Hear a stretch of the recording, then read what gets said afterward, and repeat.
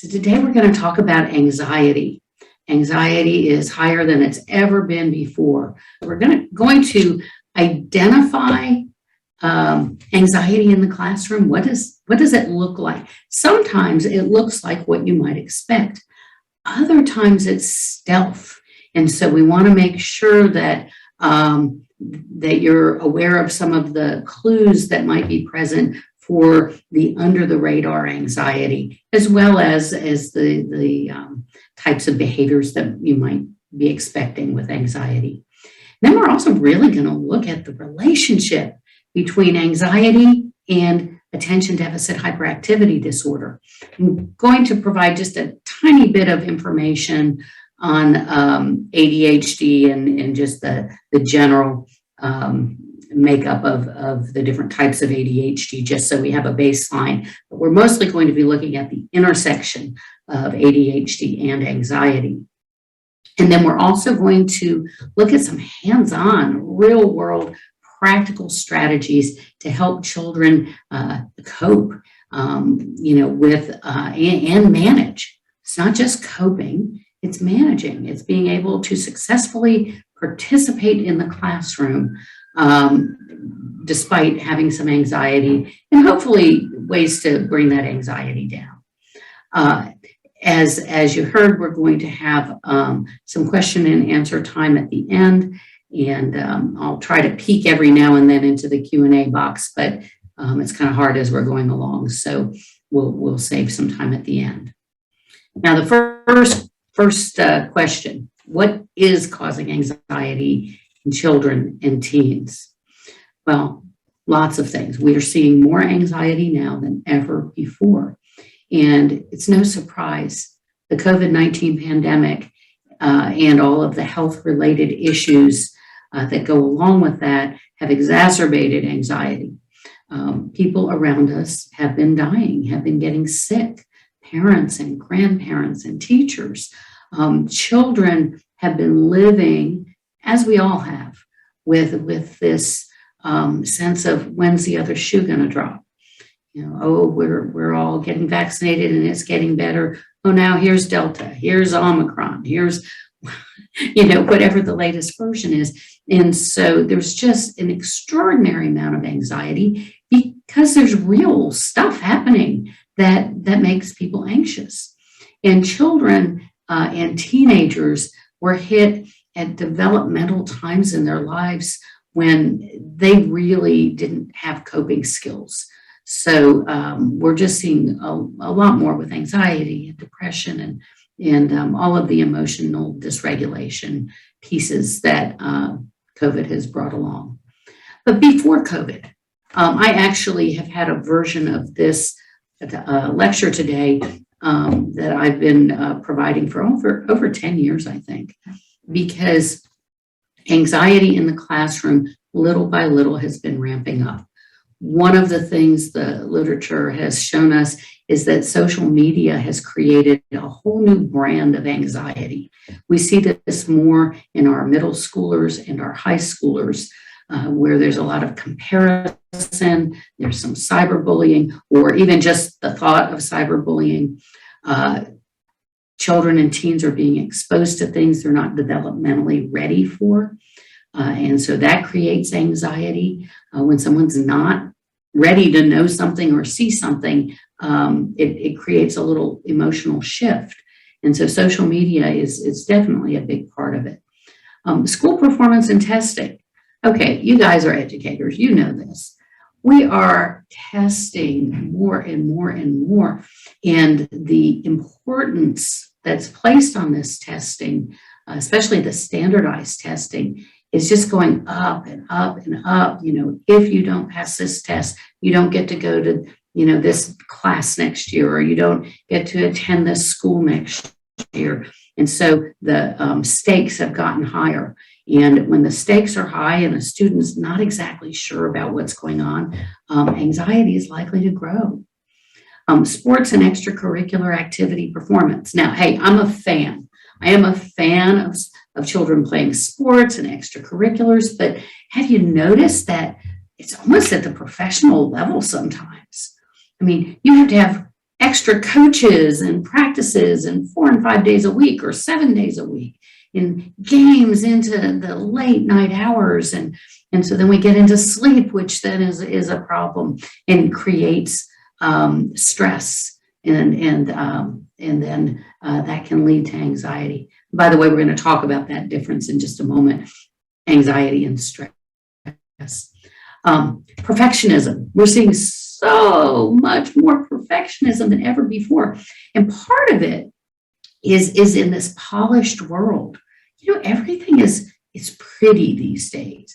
Fonts are perfect. So if you have a child who's struggling with handwriting and all they see are fonts like I have on this PowerPoint slide, or when they go to the grocery store, everything's printed. We don't have messy handwritten things. Everything's kind of neat and tidy in the world compared to the way it used to be anyway. We spend a lot of time with electronics versus creative play. Creative play is where you'll learn to just make it up in the moment, fail a little bit, but, let's go this way or that way. With electronics, we go, we score, we achieve whatever. If we fail, boom, we press restart and we keep going. And so there's literature that suggests that that's really increased perfectionism. And then the kids are comparing themselves so much more than ever before. In part, I think that ties back to social media. It ties back to the school performance and testing. There's just an awareness of, oh my goodness, I need to do better than the kid next to me. Overall, we see a lack of resilience for all of these factors. Resilience is that ability to bounce back when something goes wrong, to be able to fail and climb back, and that elasticity. I call it the bounce factor. It's just that ability to go, boom, all right, that didn't work, now what? So we're seeing a general lack of resilience, and when there's not resilience, anxiety starts to grow. The last thing on this list, but there's so much more. I mean, guys, I'm sure we could talk all day about what's causing anxiety, but sensory overload.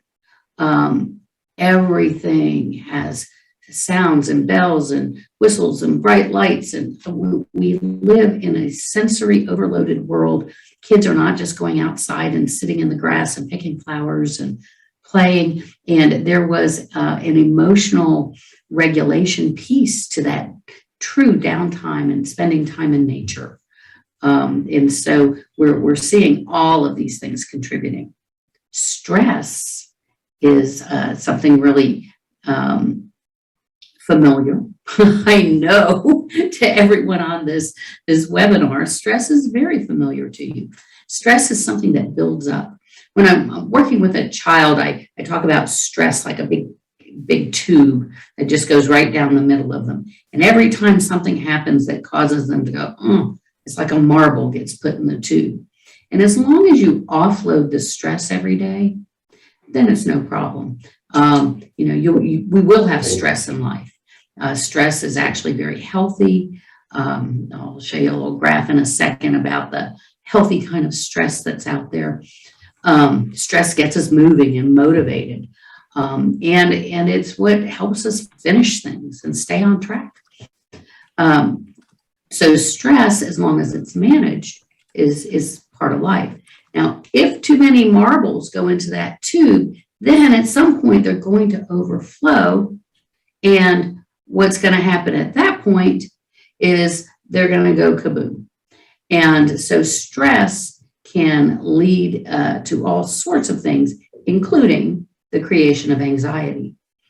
So anxiety is a very different thing than stress. And psychologically, it's a very different kind of phenomena. So anxiety happens when your amygdala, which is a little gizmo down in the middle of your brain, and it's just, your amygdala is scanning all the time. It's like a little troll. And it says, be afraid, don't be afraid, be afraid, don't be afraid. And it scans every piece of information that comes in from your 5 senses.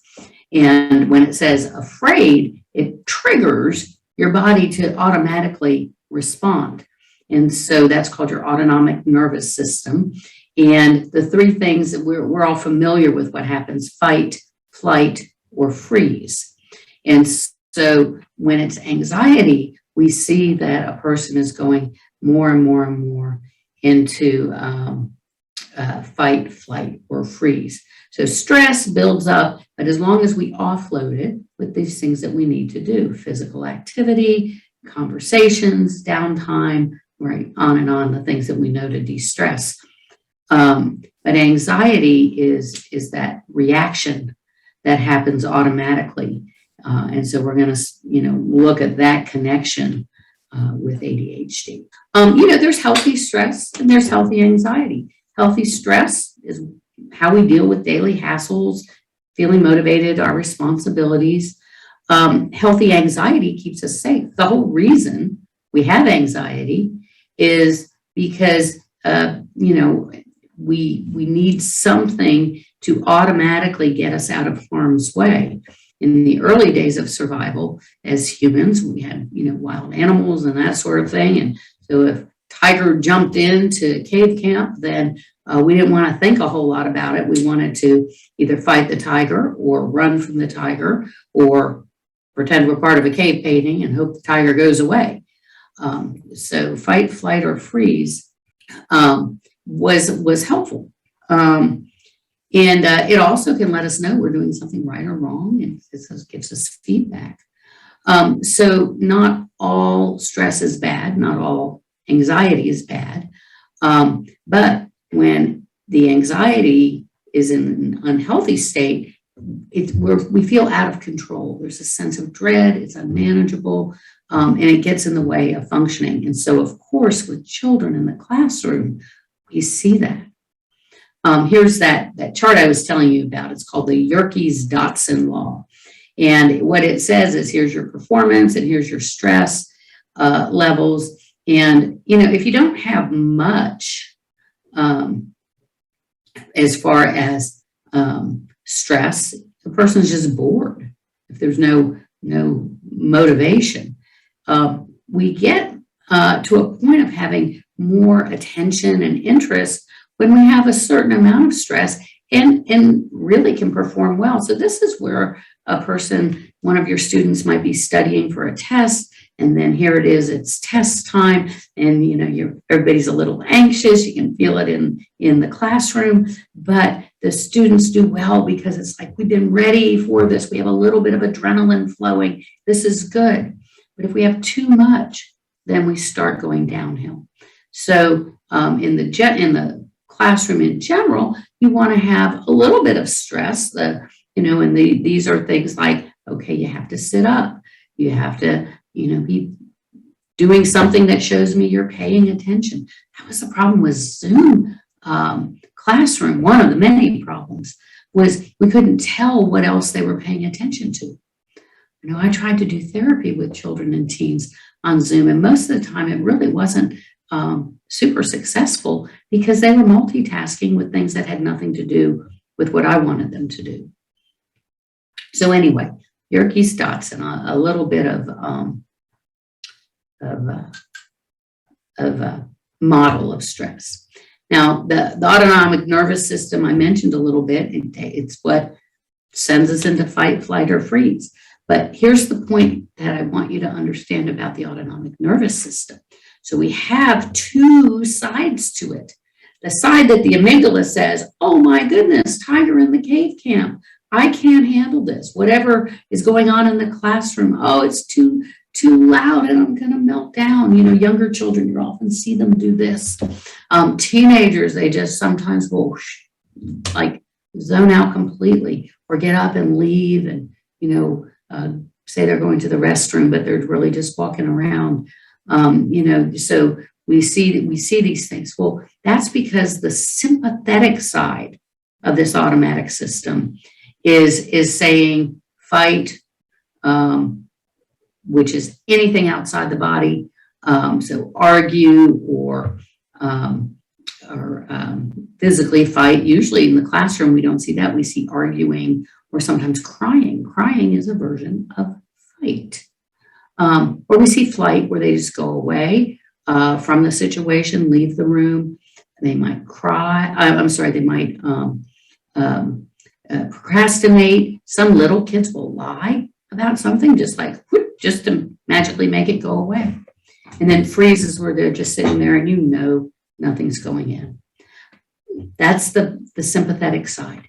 But this other side, this is called the parasympathetic system. And I like to think of it like a parachute, parasympathetic parachute. And it produces this hormone called acetylcholine, and that's the calming chemical. It helps us recover from a panic attack, from those anxiety moments that just take hold. Like a parachute, we can float away from stress. So we're going to look at some of the ways we can engage that to help a student learn how to calm down. So there's three main types of this that show up at school when we were looking at anxiety and that fight, flight, or freeze. The generalized anxiety, that's the child who's the worrywart. Sometimes you'll see they have a furrowed brow and they have kind of that scared look on their face, and everything usually begins with, well, what if? What if I can't pass the test? What if I can't study? What if I lose my backpack? What if my friends are faster than me? The what ifs take over the brain of somebody with generalized anxiety. And so if you have a student who says what if all the time, that's a big clue. That child probably has anxiety. Then we have panic attacks, and these usually have the physical symptoms, often freeze, where they're in, again, I'll use testing as an example, but it can happen anytime. On a test where the student has been doing well in class and has studied, they're a good student, and they're just sitting there staring at the test. And sometimes you might see someone in that situation start crying. That's actually fight. And so you can have different parts of this. So panic attacks will show up as either the fight, flight, or freeze that we've been talking about. And then there's phobias. And so students may have very specific phobias. Test anxiety obviously shows up a lot in the classroom.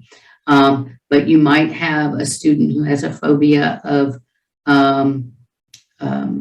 sticky notes, or the pencil, the sound of pencil on paper.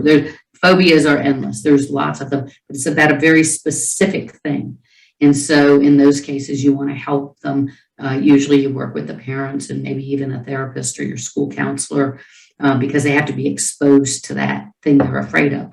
With little children, sometimes they're just starting to develop a phobia, but if you expose them in gentle ways where they little by little are around the thing and combine that with being relaxed, then sometimes that can really help. There's some really great information. I've got some books that at the end of these slides that can help with these things.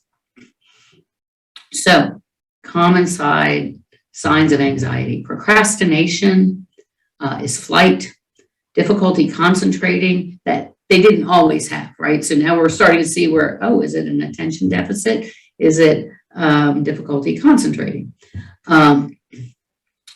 Some somatic complaints are fight. I have a headache, I have a stomach ache, my heart is pounding, sweaty palms. That's fight. Think about, traditionally when we think about somebody who's like, getting ready to fight, their heart's racing, their adrenaline's up, and they're really going. So there's a lot of physicality.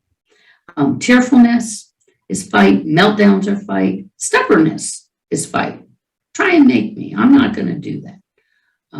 And I see that in young children. I see it in middle schoolers. I see it in high schoolers. I see it across the board, that version of fight. Some other common signs are avoiding or ignoring, perfectionism. A lot of perfectionism these days, and it's a controlling thing. I have to have it just right, and that actually is fight. And so, and all of these things I mentioned earlier that come in the way with get in the way with perfectionism. Irritability, I don't want to do that. That just doesn't seem good. Everyone's against me. Why are you making me do this? That can be fight. It also can be a sign of depression. So sad equals mad, irritated can also equal depressed or sad in kids and teenagers. Being argumentative, we see a lot of that with middle schoolers and high schoolers. Of course, that's fight, running away, hiding, or staring into space. So these are all things. If you see these happening more than once, pay attention. It may be that you need to refer the student to the school counselor or just sit and have a talk. We're going to, again, go through some of these things. Now we're going to talk about the ADHD piece. So all of that is just, if I were giving a talk just on anxiety, those are points that we talk about. They're very important. But now let's look at ADHD and what is that? I'm going to go real quickly through these slides because I want to get to the what do we do about it part. So the official terms, there's one term clinically, it's attention deficit hyperactivity disorder. And then we name the type. Is it mostly hyperactive impulsive? Is it mostly inattentive? Or is it a little bit of both? 68% of the time it's both. So that's more common. ADHD is a disorder of the executive functions. And if you think about it, everything we do as humans comes in through our five senses. So we either see things or hear things or taste, touch, or smell things. They hit our brain, and our brain has to decide whether to pay attention to that piece of information or not. So it's kind of like there's a switch that just keeps going all the time, another one of those trolls the brain has. Pay attention, don't pay attention. Pay attention to this data, don't pay attention to this data. I always use the color of the wall behind me as an example. We're sitting here, you're probably not looking at the color of the wall. You might look at the color of the painting every now and then, but the wall, now we're not going to spend time on it. But now that I've mentioned it, all of a sudden, boom, we're paying attention. And so the data in our environment and that comes through the senses is usually pretty neutral, but the brain has to decide, is this important to me?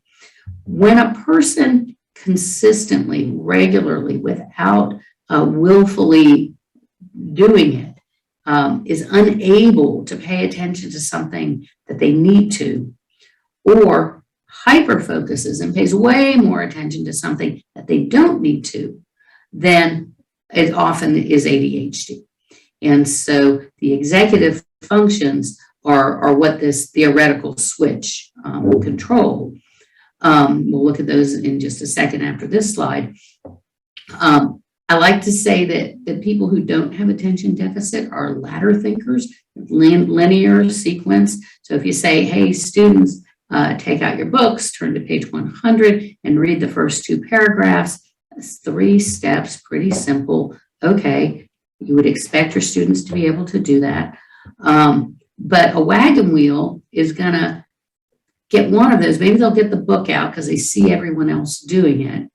Or maybe they'll get the book out and turn to page 100, but then they won't know what to read. Or maybe they'll just open it and read 2 paragraphs where they think they're supposed to be. So a wagon wheel has a circular operating system that goes from one thing to the next, and it can go crossways, it can go in order or in forward or in order backwards. It can sit and just spin around. So when you have attention deficit, whatever's most interesting and grabs your attention is what you're going to do and pay attention to. And the rest of it goes into the black hole of the brain. And so there's neurobiological reasons for this. I'm not going to get into a lot of the specific neurobiology of ADHD in this talk, but just know there's a difference in the system, and the person with ADHD really can't help but switch to the thing that's more interesting. And then all of a sudden, quite often when they look up and they say, oh, everybody else is finished with the test, or everybody else is finished with this, or I didn't hear what the teacher said, oh my gosh, or look, that teacher is calling on me, and he or she is looking at me expecting an answer, and I didn't hear, I can't remember. And this is not a hearing problem, but it's auditory comprehension. That's part of ADHD with some students. what we really want to focus on here is the ADHD and emotion connection, right?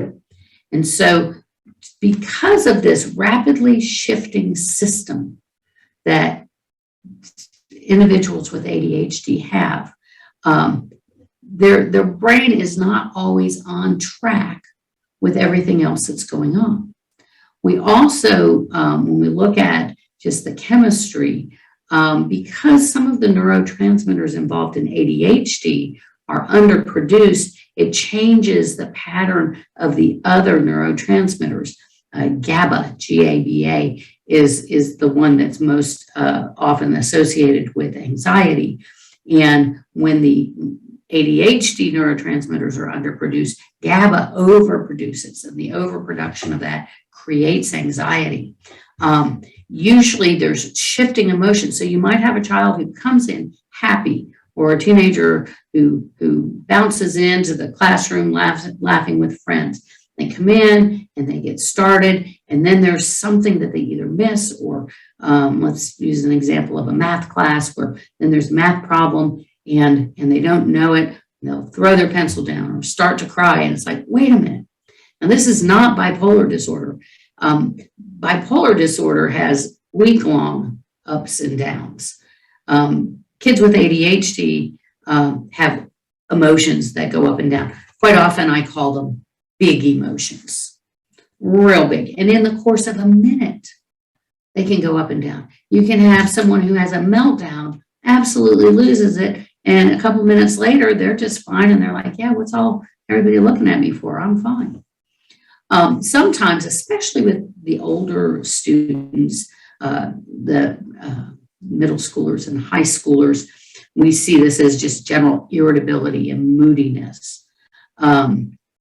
Sometimes we see some just real extreme responses of an internalizing nature. So things that go in that are happening inside, with depression, some of the anxiety responses, somatization, which is the headaches and stomach aches. And then sometimes we see the externalizing. And so notice on this slide, I'm talking about ADHD and emotion in general, not just anxiety, but see how some of these are the same things, right? Sometimes there's signs of depression as well. Now, what does it get in the way of, and what do these emotions get in the way of? Well, we know attention deficit is a deficit in the executive functioning. And it also creates a developmental delay. And this is the thing that I find a lot of parents and educators don't know. It's not something that often comes about in conversations on ADHD. Usually when I'm talking to folks who don't really spend a lot of time in this part of the field, they'll say, well, isn't it just that hyperactive child? Or maybe they'll say, it's that hyperactive child or the one who's just looking at the butterflies out the window. But there are many issues associated with ADHD that impact the classroom performance, independence in the classroom. There's a developmental delay. And so they're usually 2 to 3 years behind in executive functioning by the time they get into early elementary school. And executive functioning is that self-management to time, staying on track with things, getting started independently, sitting down and doing that assignment, that classwork or that homework, planning and organizing their thinking. With the older students, we see this show up with essay writing. They're given a prompt and they have to, do the 5-paragraph form, say what you're going to say, detail it out, and wrap it up by repeating what you just said. Well, they often can't do that. And then this also is a part of problem solving. How do I figure this out? Problem solving is a multi-step process. And as I gave that example a few minutes ago about sit down, open your book, turn to page 100 and read 2 paragraphs, problem solving is also a multi-step process. And so they're typically a couple years behind with that ability. Doesn't mean it's not going to be developed, but it often is delayed. Working memory, that's the test-taking memory. Once you've learned something, and studied it and studied hard. I have so many students who tell me, oh, I studied so hard for that test, Dr. Harrison. I just studied so hard and I just went in there and I couldn't remember any of it. So that's a working memory issue. And cognitive flexibility, being able to think in new and different ways about something. Of course, organization of materials, that's the one that often we talk about, and it often is a problem, not with everyone. Not everyone with ADHD struggles with all of these. And so that's one of the things that makes it a bit elusive is, you might say, yeah, but their backpack and desk are organized. Well, that might be the child who's learned how to do that or naturally can do that, or has had someone teach them very specifically how to do that. So sometimes you see it, sometimes you don't. Shifting from task to task. Remember that wagon wheel? They either shift real fast to things they're interested in or hyper-focus on something. And usually the hyper-focus is about something they're interested in. When we look at children and teens with ADHD, and you start thinking about how they are usually a little less mature with these, staying on top of things, the executive functions. Often we see their self-esteem low. They just feel like they're always behind or not as good as their friends. The frustration is increased. I talked to so many students. I had an elementary school child the other week, and they're like, but if I don't do this, I'm not going to get into a good high school. And I'm like, oh, you're just in third grade. It's okay. And of course, I didn't say it just like that. I listened to the child. But to hear the messages that child is sending themselves, and then that creates more frustration. So we see apathy regarding school. Sometimes we see increased sadness, irritability, anxiety, right? Remember, we're looking at just the ADHD corner of this right now, and anxiety is everywhere. There's somatic complaints, outbursts that we've already talked about, the negative behaviors. Students with ADHD often do more acting out. Girls become more flirtatious, boys become the class clown, and vice versa. And this is not gender specific, but we see all of these things when they get a little older. Drinking and drugs, untreated ADHD has a very high correlation with addictions, whether it's substance addiction, gaming addiction, sexual addictions, across the board. We see much higher correlation with ADHD and negative behaviors, acting out behaviors, and addictions. So with the ADHD brain, it's always now.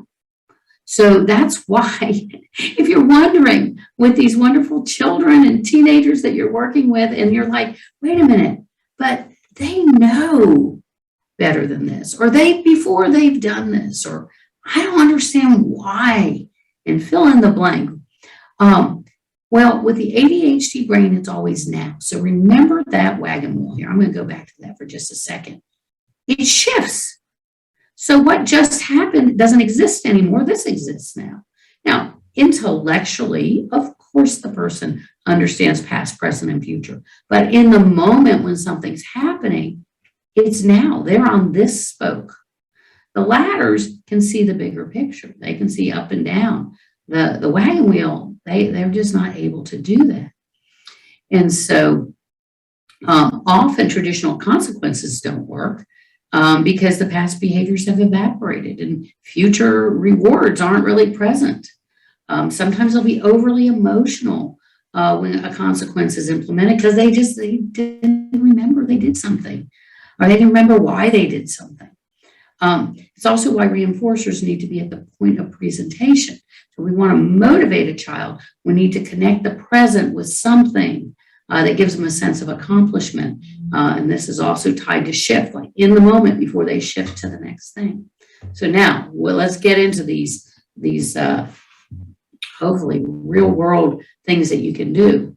Now, I'm going to put a little bit of psychological theory in here because it's really cool stuff that can teach us a bit.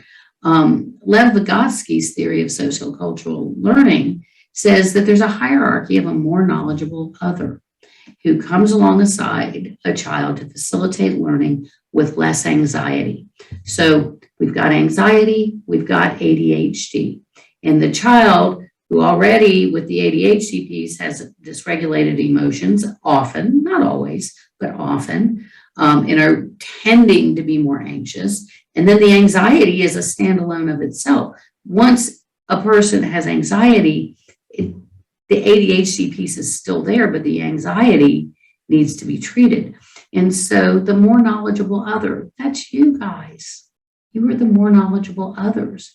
And so if you see a child becoming anxious, overwhelmed, going into fight, flight, or freeze, in the moment, they can't just, boom, stop and just turn off that switch. But you can help them flick the switch. And so some of these suggestions are going to do that. But you as the more knowledgeable other, I want you to absorb that, soak that in. You are the more knowledgeable other that can come up alongside this child. Albert Bandura's social learning theory, same things. We model behaviors, attitudes, and emotions. So some of the suggestions are going to fall into this. The reason I'm going into some of the theory with you guys is the next several slides are going to be actual things you can do, but use these theories to be creative.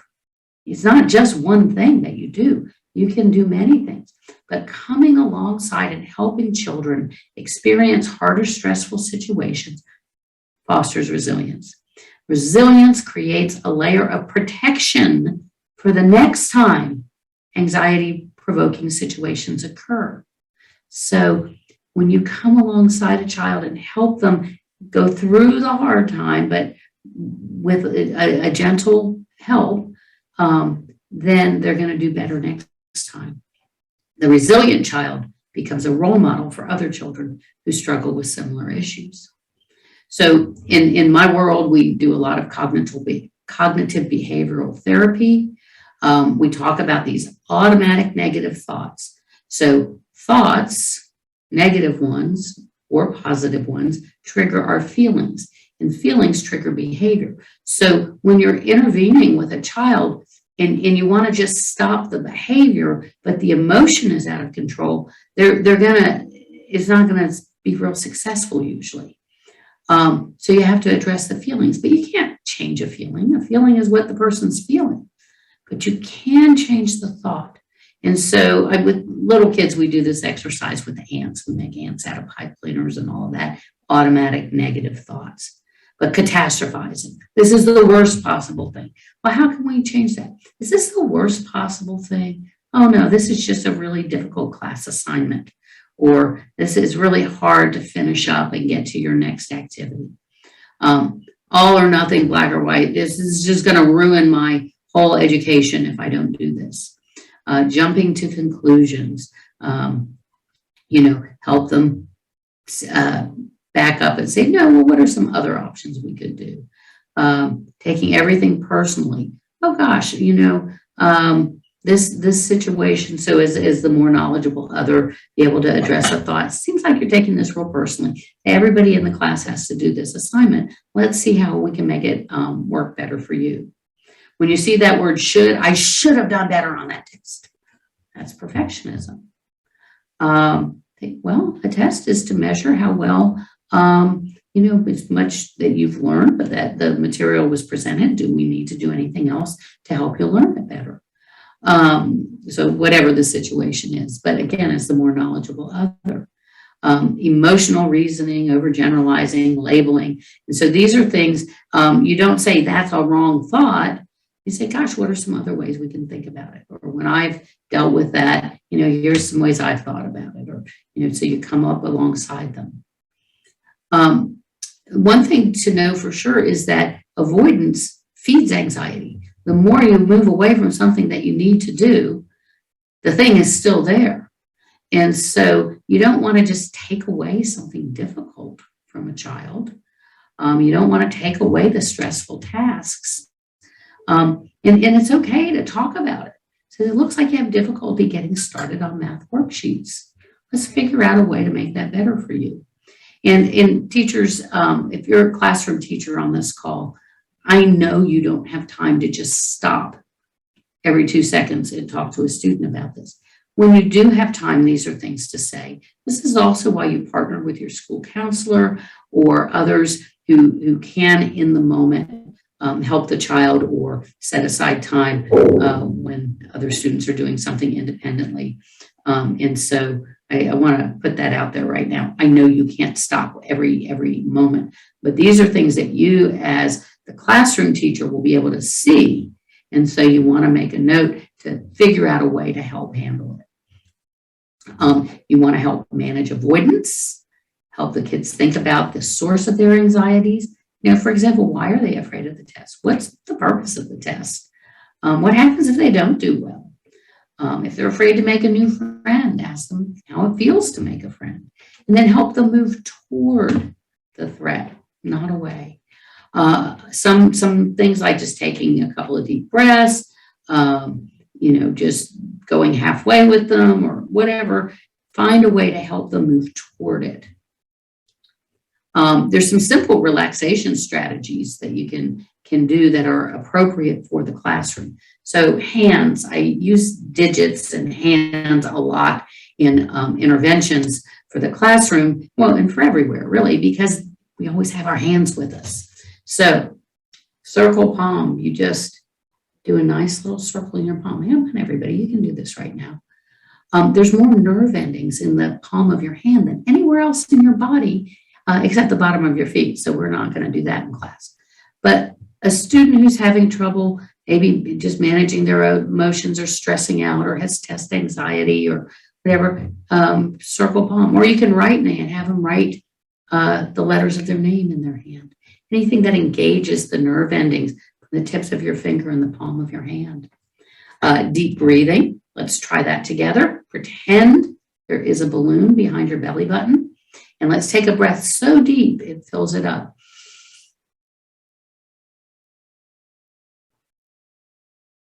And now let the balloon release. Progressive muscle relaxation is another technique. And it's just about putting all your stress into one muscle group. I like to use things with real concrete images for children and adults, like pretend there's 2 lemons in your hand. Now, squeeze the lemons, put all your stress and pressure into those lemons, and now let them go. You squeeze for 3 to 5 seconds and let them go. Imaginal thinking, sometimes right before a test, hey, let's take a field trip to the beach for just a moment as we prepare. Get everybody's stress down or play a favorite song. Visualize success. So you guys are great at this. I want you to remember that you're good at this. Manage the sensory input. If somebody's having a panic attack, one of the best ways to help them come out of it is name 5 things you can hear, 4 things you can see, 3 things you can touch, in any combination. Taste and smell sometimes are a little harder. So if touch, sight, and hear. Also know that these things can help get the stress down in the first place. So if they can have mints or hard candies, if they can have something soft, a weighted blanket or soft clothes on test days, if that's allowed in your school, lower the lights when possible. Being able to keep some kids with ADHD, they're just always looking around, scanning for the next thing, that wagon wheel. Keep their line of sight in a different way. Sometimes partitions, sometimes you just turn their desk a different way so they're not looking at all the other students. Cheerful pictures, again, soft music and headphones, not always appropriate, but sometimes you can do that. Smell, essential oils, hand lotions. But with sensory, you got to be aware of personal needs because somebody's sensory support can be somebody else's sensory downfall. So know what's appropriate for the entire environment. And here's the other thing. We're going to get into Q&A in just a second, but model healthy stress management. Face it, we're all stressed. To pretend that we're not is silly.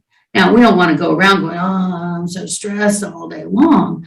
but let them see you sweat. Let's say you handed out the wrong paper, or, your water bottle spilled or whatever. Say, oh my gosh, that's my favorite mistake of the day. Let's see how I can fix this. I can clean this up. Somebody gather these other papers for me and I'll hand out the correct one, or actually, who can help me hand them out, right? And you model how to deal with things that don't go well. Remind them of ways they've successfully weathered the storm. Focus on telling them how you overcame and succeeded, or how you saw them overcome and succeed. Engage that parasympathetic nervous system whenever possible with that relaxed breathing, the circle palm, reading, singing is a fabulous way to do that. You take deep breaths when you sing, and so it automatically does that. Manage perfectionism.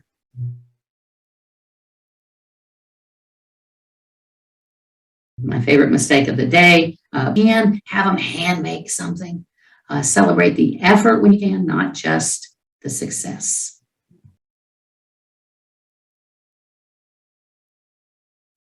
So in regards to panic attacks, are they really sudden onset, or is it perhaps possible that the individual just doesn't realize that their symptoms are escalating until it seems sudden? Yeah, it's usually that what you just said at the end there, they build up. So in therapy, what we do is we help people become aware of their body.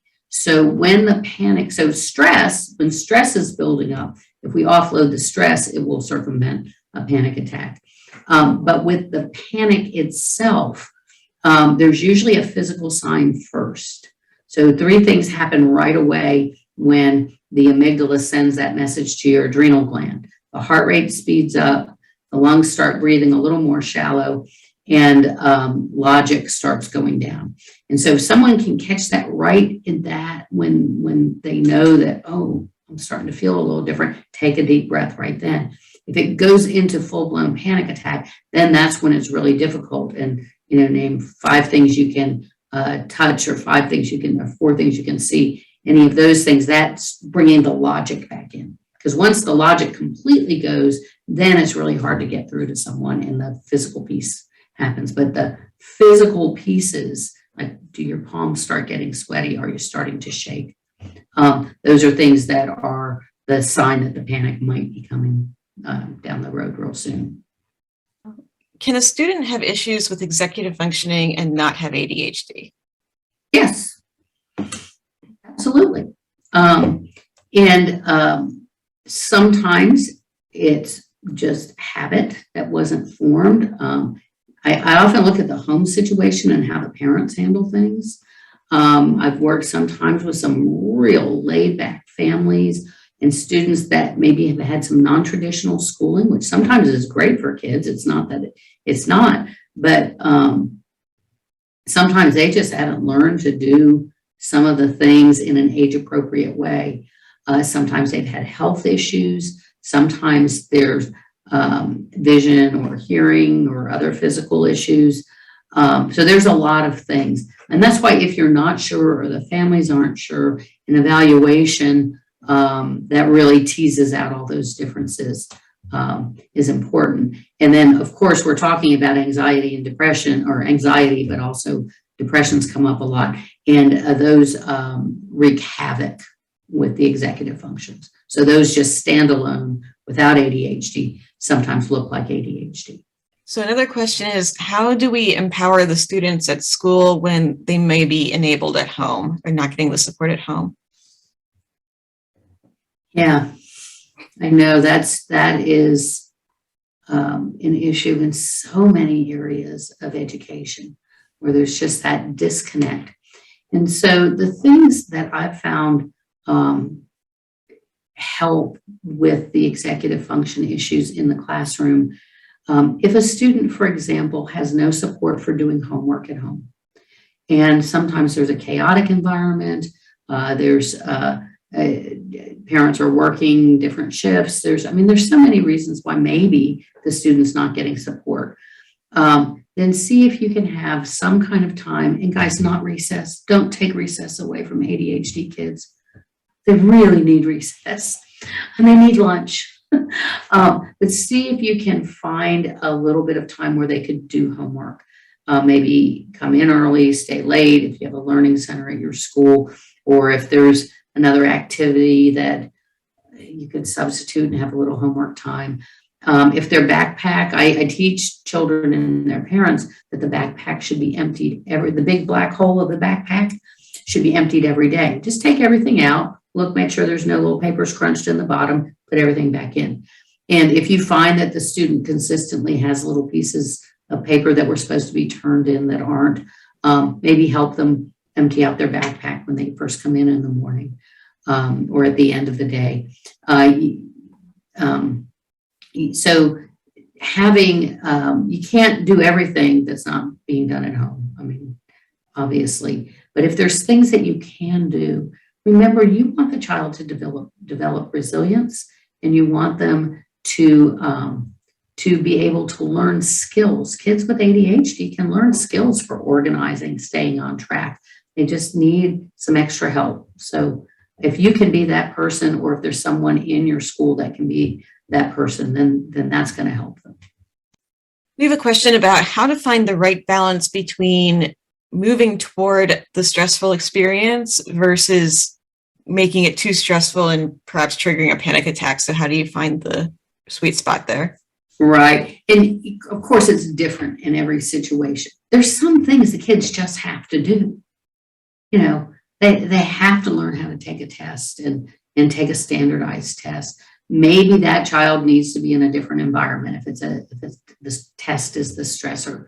I know with some high school students, for example, who take those big tests, the ACT or the SAT, if they have academic accommodations in place, sometimes they can take a section at a time over 2 or 3 weeks in their school counselor's office. So, you know, if they're panic, and that works really well for students with anxiety and ADHD. If you can do a version of that at your school for a bigger test where they can break things up. So there's things that they have to do.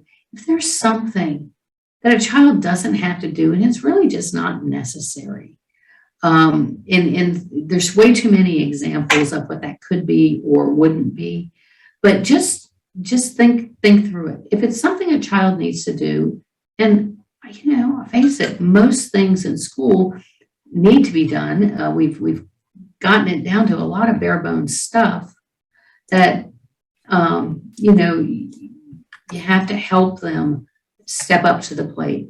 But not everybody is going to be able to do things at the same pace. So again, as educators, your spidey sense about what you can do, but in general, you have to keep them moving. So Lev Vygotsky's theory of sociocultural learning describes a hierarchy with a more knowledgeable other who comes alongside a child to facilitate learning. Can you give a specific example of how this can be done? Absolutely. My PhD dissertation used a lot of Vygotsky because it was the impact of mentors on adolescents with ADHD when it came to their overall success and satisfaction in life when they became adults. And I came up with a list of about 21 more knowledgeable others that are typically in a person's life. And teachers are at the top of that list. Teachers, coaches, faith-based people, grandparents. They're just non-parents, really, or not anybody in a parental role. And so a more knowledgeable other. So let's say a child is having trouble making friends. Now, the classic case of, let's say, a third grader who's just got some social anxiety. They often like at the playground to sit next to the teacher. And so the first day, of course, that's okay, but your goal is to get the child out there, right? And so as a more knowledgeable other, you come up alongside them and go, you know, sometimes these playgrounds have a lot of action. It's hard to know who to talk to, isn't it? Sometimes I feel that way. And what I do is I have someone help me meet up or connect or get introduced to or start an activity with someone that I don't know real well. how about we do that together? Let's go over here. Look, there's a group of kids. What do you like to do? Do you like to jump rope or climb on the monkey bars? And then you help them go through that social process. And so it's just coming alongside them and helping them do the thing that they need to do, but you're doing it with them. You're kind of scaffolding. Okay, great. And then we have a couple of questions. I know we're short on time, so this will probably be the last one we have time to answer. We have a couple that are basically, how do we differentiate between anxiety responses, trauma responses, or ADHD, and how can you tell those apart? Yeah, so a good question. We didn't get into trauma at all today, and obviously there's a lot of trauma out there, and our children have been traumatized in a number of ways. Some of the ones we talked about with anxiety producing, and some who've had very specific trauma producing events. So here's the thing. As educators, you want to help them do the best they can in your environment. In all of these things we've been talking about. If you have information on all the different pieces, then it's going to help you know what might work and what might not. For example, when a child's been traumatized, and there's so many types of trauma, but you don't want to trigger that, and you'll know if you do, because then there'll be usually a major meltdown or shutdown of some sort. But as educators, you want to help the child find normalcy. The things that get in the way that you can help with some of these suggestions, and I know hundreds more that you guys have, that's great. But it's also why you need a team approach. Hopefully parents, hopefully you've got school counselors available to you. If you have a psychoeducational evaluation, it's going to have information in there. And so you can't do all of it. And giving yourself permission not to do what you can. But when you're the front line with a child, your job is to help that child with what they need to do in that environment. If you're a school counselor on this webinar, then you know the things that will be most helpful that you can bring to the table to, again, get the student to be able to participate in their natural environment, the classroom, the school.